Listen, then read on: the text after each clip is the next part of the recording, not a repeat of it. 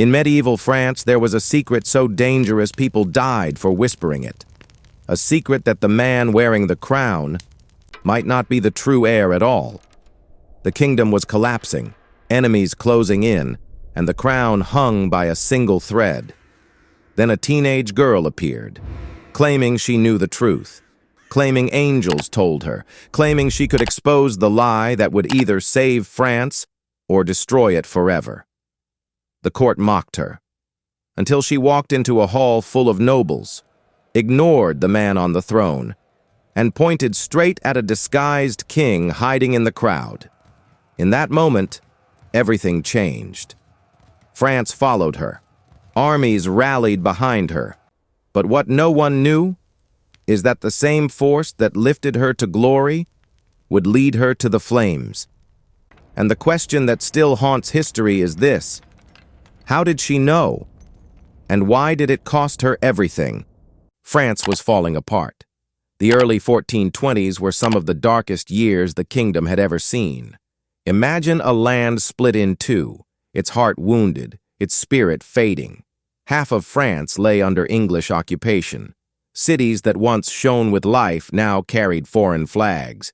Even Paris, the pride of the nation, was gone, swallowed by the enemy. And the French crown? It was a crown without a throne. The rightful heir, the Dauphin Charles, lived in exile in the small town of Chinon. He couldn't even take the sacred oath that made a man king because the city of Reims, where coronations had been held for centuries, was also controlled by the English. So who was the real king of France? Many people didn't know anymore. Some believed in Charles. Some accepted the English claim. Most were simply tired of war, of fear, of a future that seemed to be slipping away. Hundreds of kilometers from Chinon, on the edge of this wounded France, lay the tiny village of Domremy. It was a peaceful place on the surface. Green fields, narrow lanes, a church bell that marked the passing of the day. But Domremy stood close to the border of Burgundian territory, and Burgundy had joined hands with the English. So the village was always at risk, always listening for danger. For the children growing up there, fear was part of life. And among those children was a girl named Joan. Her father worked the fields.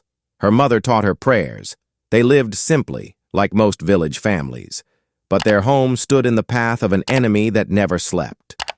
One day, when Joan was still little, the Burgundian and English forces raided Domremy. The air filled with shouting, with fire, with the sound of people running for their lives.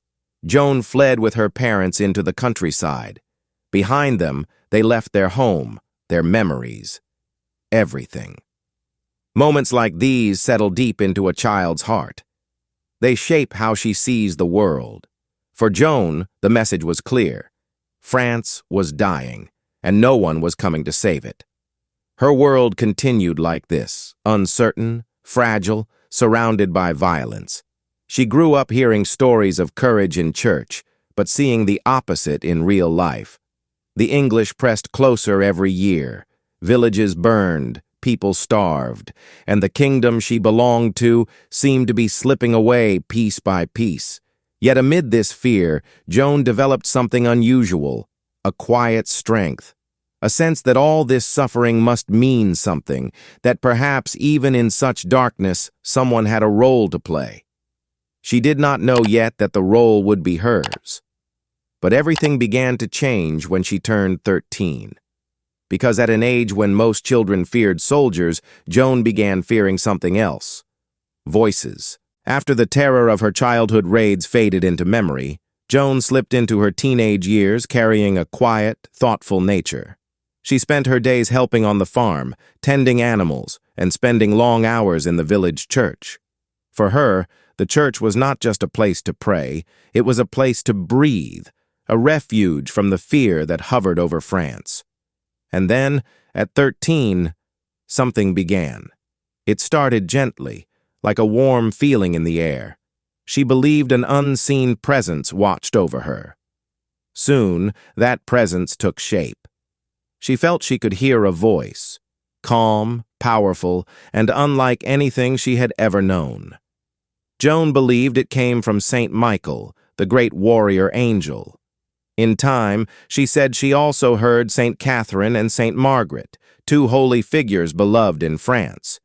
These voices did not frighten her. They filled her with peace. Their early messages were simple: be good, pray faithfully, stay close to God, be kind. But the world around Joan was not simple. France was still bleeding. Villages continued to burn. The English and their Burgundian allies gained more ground every year. And slowly the voices changed. The gentle advice turned into something heavier, something impossible for a young girl to ignore. Joan believed the saints gave her a task no teenager should ever have heard. She was chosen to save France. She was chosen to help crown Charles as king. This wasn't a comforting message. It was a command that shook her to the core. In medieval Europe, many people, especially women, claimed visions or dreams of holy beings. It wasn't unusual, but Joan's case was different. Her visions weren't about personal guidance or family issues. They were political. They were military. They were bold enough to reshape a kingdom. Joan tried to ignore the voices at first.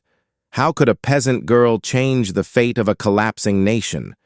But each time she prayed, each time she worked in the fields, that same command returned, over and over again, until it became the center of her life. By the time she reached 16, her conviction was unshakable. She wasn't guessing. She wasn't hoping. She was certain, absolutely certain, that God had chosen her. So she acted.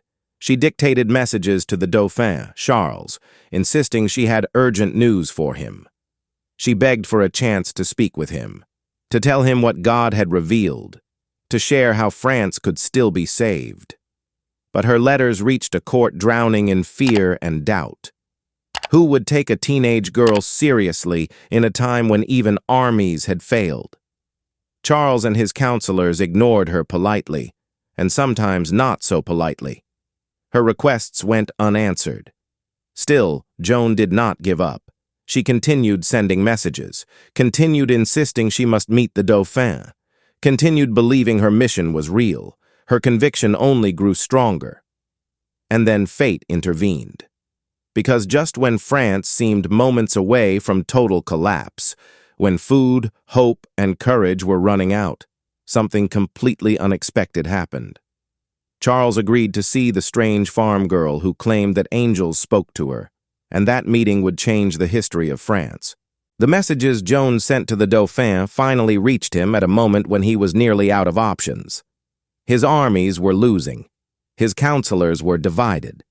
And every day, the English pushed a little deeper into French soil. So when word spread of a young girl who claimed that angels had chosen her to save France, the court reacted with suspicion, yet also curiosity. Some advisors warned Charles that she might be dangerous. Others whispered the word the medieval world feared most: witch. Still, France was drowning. And when a nation drowns, even a single breath of hope feels like a miracle. Charles agreed to let Joan come, but he did not welcome her without precautions. His counselors set up a test. When Joan arrived at Chinon, she walked into a large hall filled with nobles, soldiers, and servants. The man on the throne, the one dressed in royal clothes, was not Charles. He was a decoy. The real Dauphin hid among the crowd, dressed like an ordinary courtier, watching her quietly. If Joan truly carried divine guidance, she would find him. If she failed, the court would know she was nothing more than a pretender. Joan stepped inside the hall, looked at the throne, and did not bow. She simply shook her head. Then she turned to the crowd and began walking slowly, studying one face after another. After a few moments, she stopped in front of a man wearing simple clothing. She bowed deeply. "My lord, you are the Dauphin." The hall fell silent. To some, this moment became proof of a miracle that echoed through history.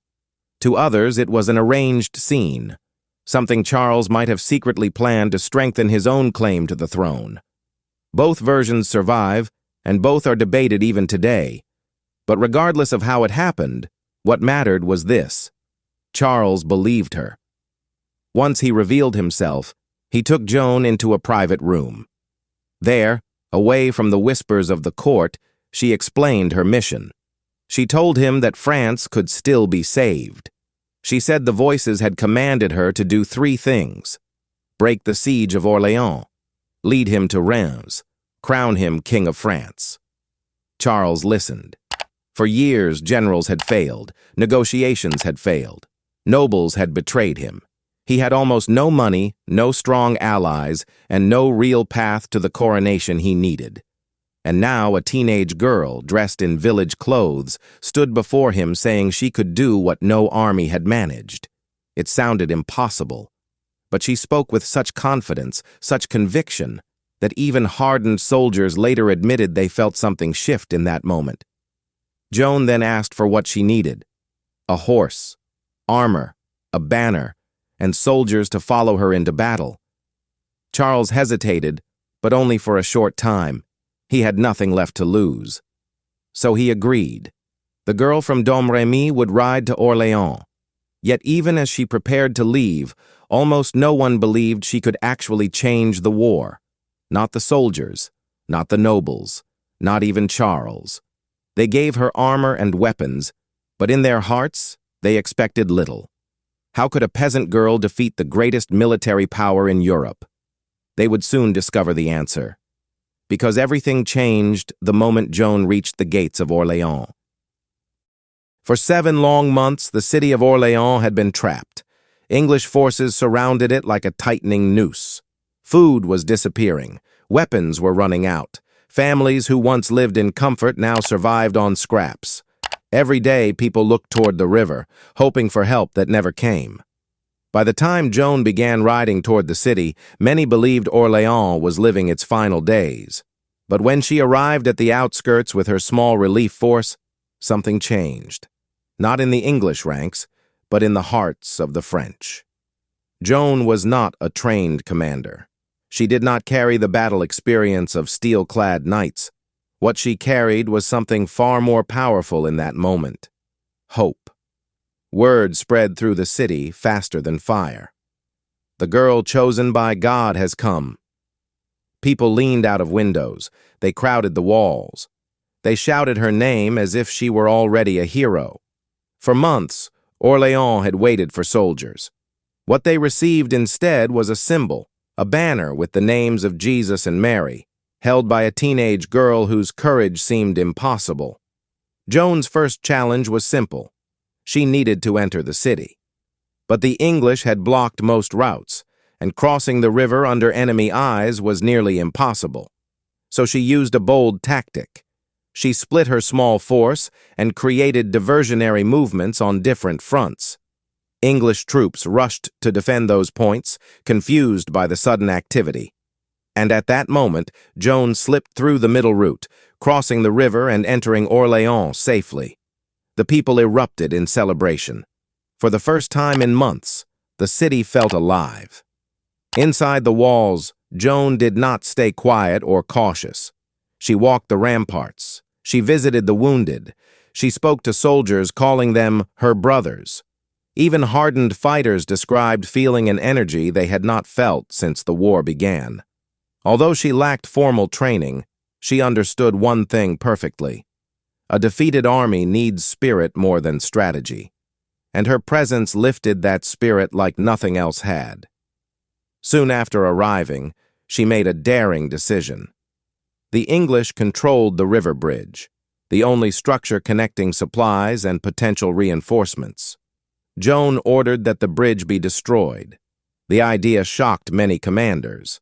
But cutting the bridge would also cut the English ability to advance or retreat effectively. And that is exactly what happened. The destruction of the bridge threw the English lines into disarray. Their supply routes, their communication, even their confidence took a heavy blow. Joan had just turned the battlefield upside down. The English commanders were furious. One of them mocked her from afar, shouting insults, telling her to go tend animals because war was not for women. Joan ignored him, but the next day, a cannonball struck the very same commander, killing him instantly. Soldiers whispered that it was a sign from God. It strengthened Joan's legend even more. Then came the attack on the English fortifications. The fighting was brutal. Arrows filled the sky. The sound of metal striking metal echoed across the river. During the assault, Joan was struck by an arrow that pierced her armor and sank deep into her shoulder. Witnesses saw her fall. For a moment, the French attack faltered. Some thought she was dead. Others shouted her name in panic. But Joan did something no one expected. She pulled the arrow out herself, through sheer will, and returned to the battlefield. Her clothes were soaked with blood. Her arm trembled. Yet she lifted her banner and charged forward, calling the soldiers to rise with her. And they did. Inspired by her defiance, the French surged with new energy. The English lines broke. Confusion spread among their ranks. Within days, the enemy abandoned the siege entirely, the same siege that had held for 7 exhausting months. The victory was overwhelming. It was the turning point France had prayed for. In the eyes of the people, Joan was no longer just a village girl. She was a warrior, a savior, a miracle in human form. With one victory, she revived a dying nation. But France's greatest challenge still remained: the long and dangerous road to Reims. The victory at Orléans changed everything. For the first time in years, the French armies lifted their heads with confidence. Commanders who had once doubted Joan now wanted to fight beside her. Villagers who once hid from war now believed a miracle was unfolding before their eyes. France had been divided, broken even. But Joan's triumph stitched the pieces together. Fragmented forces rallied around her banner. Generals who had long worked alone began to cooperate. It seemed as if the entire kingdom had woken from a long, dark sleep. But Joan was not satisfied with winning one city. Her mission felt larger, far larger. To save France, she believed she needed to complete the task the voices had given her. Take Charles to Reims and crown him king. Reims was more than a city. It was the heart of France's royal tradition, a sacred place where the kings had been blessed for generations. Without a coronation there, Charles was only a prince in hiding. With it, he would become the true, unquestioned ruler of France. So Joan pushed him. She urged him to move north, even though English and Burgundian territories lay in the way. Many advisors opposed the idea. Some feared the long journey. Others wanted to protect their own political positions at court. But Joan was unstoppable, and slowly her determination began to shift the entire court. The army marched. Town after town opened its gates to them. People cheered the sight of Joan on horseback, carrying her banner high above the marching columns. The road to Reims, once considered impossible, opened as if guided by fate. And finally, on July 17th, 1429, they arrived. Inside the Grand Cathedral of Reims, Charles stood before the altar. Joan took her place right beside him, holding her banner proudly, as if it were part of the ceremony itself. When the sacred oil touched Charles's forehead, the crowd erupted. Trumpets rang, voices rose. France had a king again. For Joan, it was the fulfillment of everything the voices had promised her. She had walked hundreds of miles, fought battles, faced danger, and now she watched the Dauphin become Charles VII, King of France. Her reward was not gold or land. The king exempted her village from taxes and raised her family to noble status. A humble but heartfelt recognition of the girl who had revived an entire nation. But as the cheers faded, a new problem rose in the shadows. Political cracks began to show. Joan wanted to attack Paris, the most important city still held by the enemy. She believed momentum was everything. Strike now, and France could finally breathe free. But Charles hesitated. He had begun quiet negotiations with the Burgundians, hoping for peace without more bloodshed. War threatened these talks, and Joan, with her fiery determination, suddenly seemed like a risk. Her military urgency clashed with his political caution. The same king she had crowned began taking advice from people who feared Joan's influence. And so, just as Joan reached the height of her power, the king she crowned began quietly undermining her. Despite growing resistance from the royal court, Joan refused to slow down. She believed France's destiny was at stake, and Paris was the key. If the capital fell, the war could finally turn for good. So she gathered volunteers, soldiers who trusted her more than they trusted any noble. With or without full royal approval, she marched toward Paris. Charles followed her, but reluctantly. He moved slowly, delaying whenever he could. His support was half-hearted, as if he wanted the campaign to fail without saying it aloud. When Joan reached Paris, she didn't wait. She launched a bold assault on the city's defenses. Arrows rained down, stones crashed from the walls, and yet Joan stood at the front, raising her banner again and again, calling her soldiers forward. During one intense moment of the attack, she was struck by a crossbow bolt. The pain was sharp, but she refused to retreat. Only when her companions physically pulled her away did she finally leave the battlefield. And that was the moment Charles had been waiting for. The king, who owed his crown to Joan's courage, suddenly announced a peace agreement with the Burgundians. He ordered the attack to stop. He commanded his armies to pull back. The assault on Paris ended not because Joan failed, but because Charles no longer wanted her victory. To Joan, it must have felt like the ground beneath her had given way. Her influence faded almost overnight. The court that had once celebrated her now viewed her as a complication, a symbol they could no longer control. She was pushed aside, ignored in council meetings, and slowly separated from decisions of war. The same voices she trusted still urged her forward, but the king she had risked everything for had turned away. Yet Joan did not stop. She never stopped. Stripped of royal favor, Joan marched into her final battle, one that would end not in victory, but in chains. By early 1430, Joan's influence at court had faded, but her courage had not. She still believed France was meant to be free, and she still followed the voices that guided her since childhood. So when the town of Compiègne came under attack, she did not hesitate. Charles sent her with only a few hundred soldiers, a small force for a dangerous mission, but Joan accepted anyway. She rode toward Compiègne knowing the risks, and, according to her own words, she carried a strange certainty about the future. She predicted she would be captured before the Feast of St. John, a day celebrated across Christian Europe. Her companions did not understand how she could speak so calmly about her own capture, but Joan simply nodded and pressed on. On the day of the attack, chaos erupted outside the town gates. Joan and her men tried to hold off the Burgundian forces while civilians rushed to safety. But as the fighting grew heavier, the city guards suddenly closed the gates. Joan was left outside. She fought on horseback until an enemy archer dragged her down. Once she hit the ground, the Burgundian soldiers surrounded her. She was outnumbered, injured, and alone. Joan of Arc was captured. News spread quickly across France.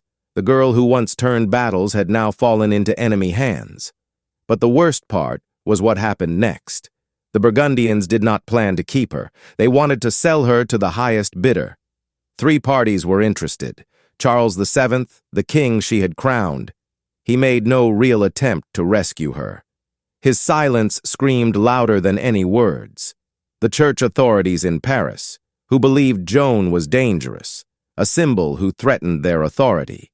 The English, determined to destroy her reputation forever. It was the English who offered the most. 10,000 francs, a massive sum at the time.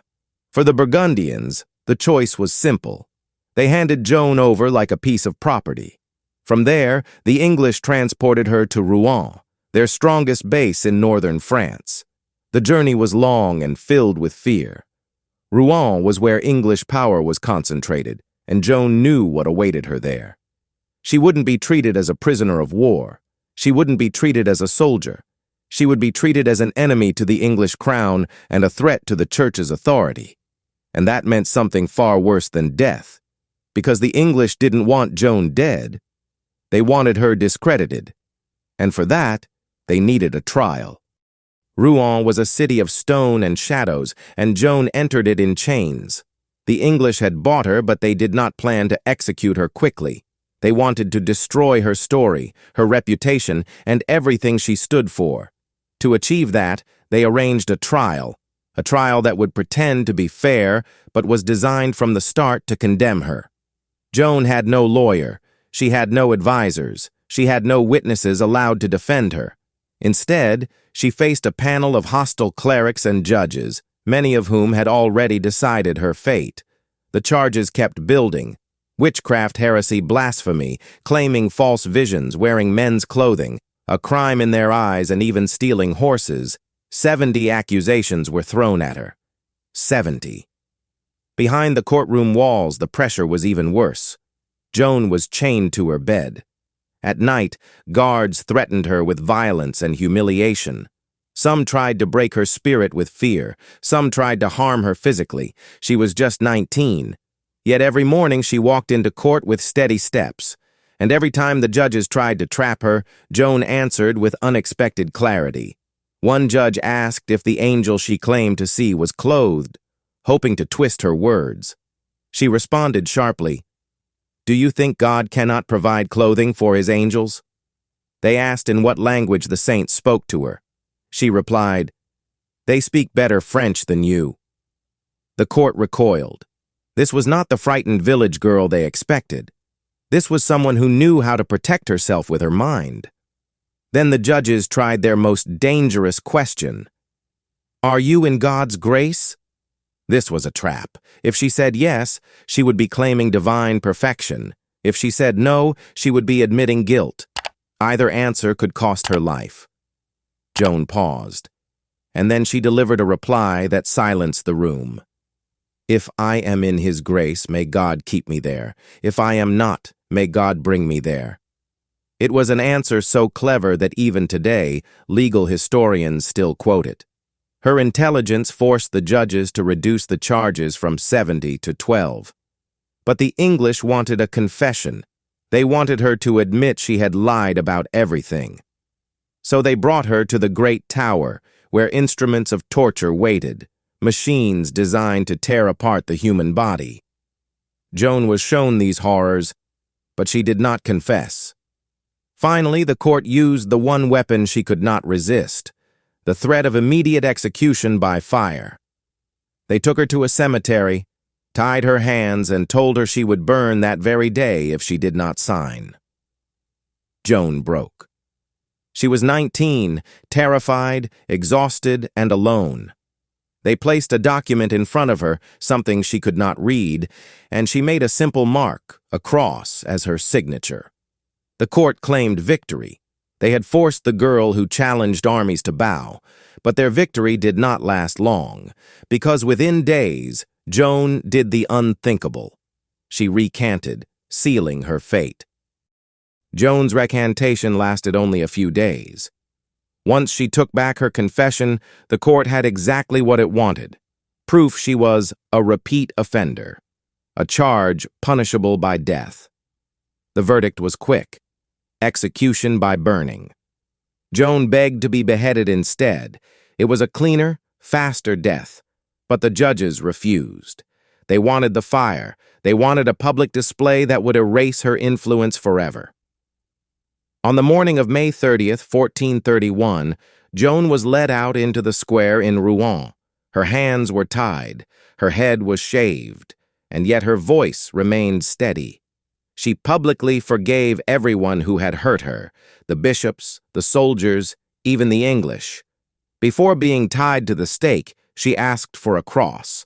A sympathetic soldier broke 2 small sticks, tied them together, and placed them in her hands.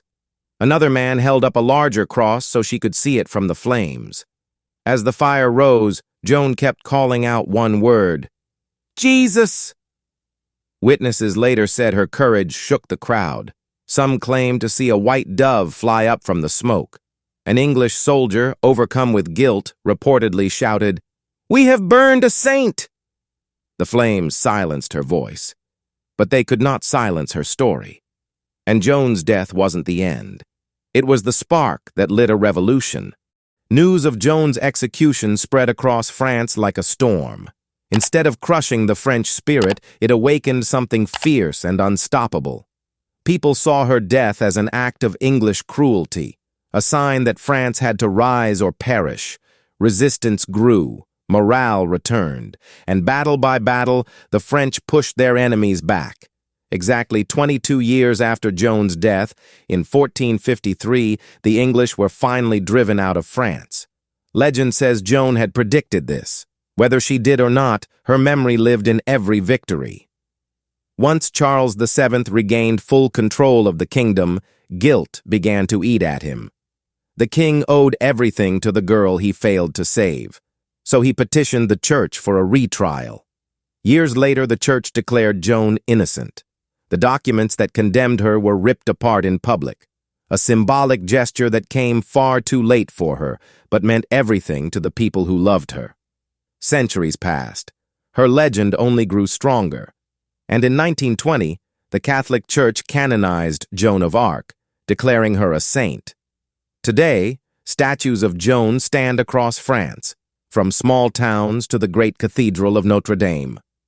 Her feast is celebrated in Orléans every May. Her short hair, once mocked, even inspired a modern hairstyle. Her life became more than history. It became a symbol. Joan of Arc remains one of history's deepest mysteries. Was she truly guided by heaven? Or was she a young girl shaped by war, courage, and unshakable belief? Perhaps she was both. What no one can deny is the impact of her life. She changed the fate of a nation. She stood against armies and kings, and she embraced death with a strength that still moves the world 6 centuries later. Her story reminds us of something timeless. That courage can come from the most unexpected places, and that conviction, even in the hands of a teenager, can alter the course of history. What do you think? Was Joan touched by the divine or driven by extraordinary human bravery?